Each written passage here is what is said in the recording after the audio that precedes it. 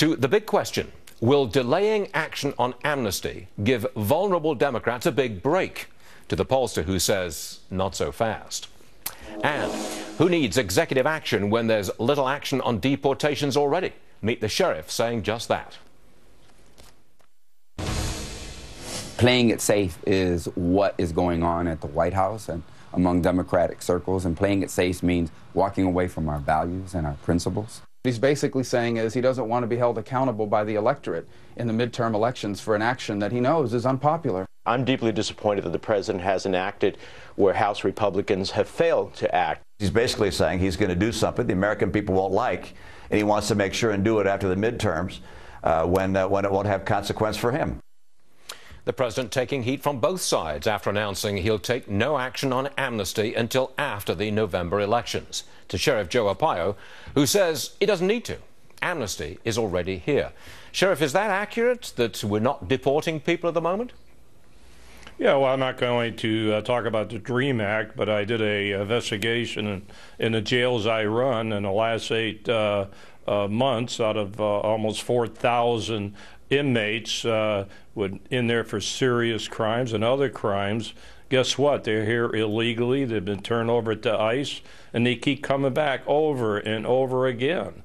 So what's going on? Either they are being deported and keep coming across the border, or they're let out the back door on the streets of the Phoenix area. By the way, we just did another survey last month. One guy has come back 25 times to the jails. Come on, 25 times, and he's here illegally?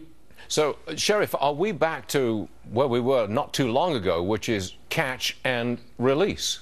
Is that where we are? Well, I don't know what the probably smoke and mirrors is a better slogan.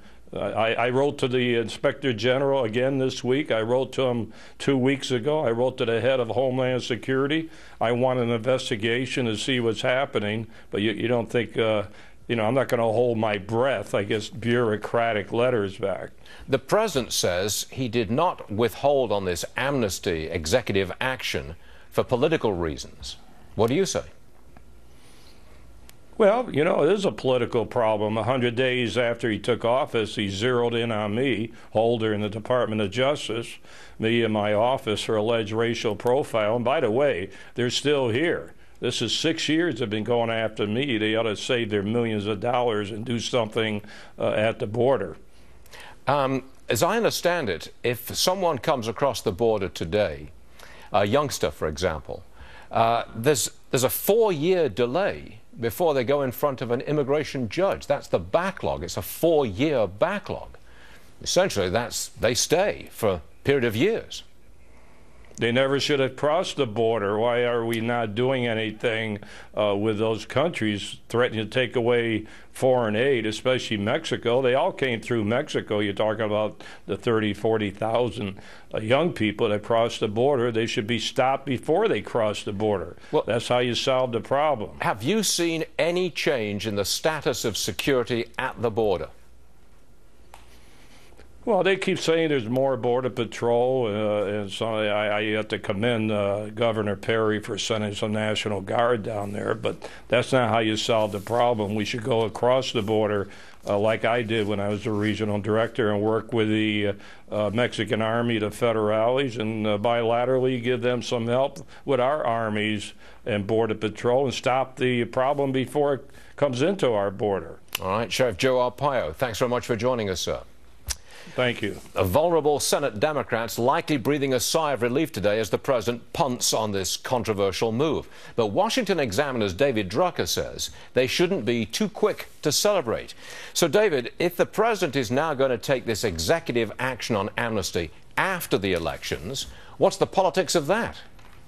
Well, he hasn't taken the issue off the table. So if you're a Republican running in a southern state, let's say, where there are some competitive Senate races, you can campaign on the idea that if you vote for that guy, he's going to help the president, go forward with his executive amnesty, which is what Republicans are calling it, after the election.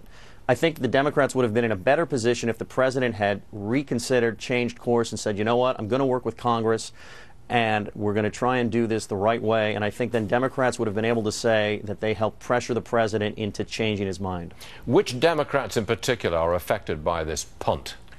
Well, I think in particular you want to look at Mark Pryor in Arkansas, you want to look at Mary Landrieu in Louisiana, you want to look at Kay Hagan in North Carolina, and possibly you want to look at some states like Iowa and Michigan, and you want to look at states that Democrats are targeting like Georgia and Kentucky. And so that's where you have, at least in some of these states, much lower populations of minority voters, of Hispanic voters, and so that's why this issue was such a problem for Democrats. But the president has annoyed Hispanics by this delay, and he's annoyed conservatives because now he says, well, he's going to do it anyway after the elections.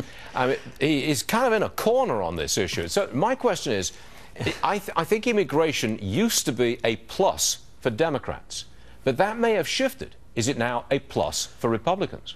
Well, I think if you're looking ahead to the 2016 presidential election, Stu, it's still a plus overall for Democrats, and that's because you've got a number of contested states and districts where Hispanics play a very important role in turning out the vote and in voting, and this really matters, and you saw what happened to Mitt Romney in 2012.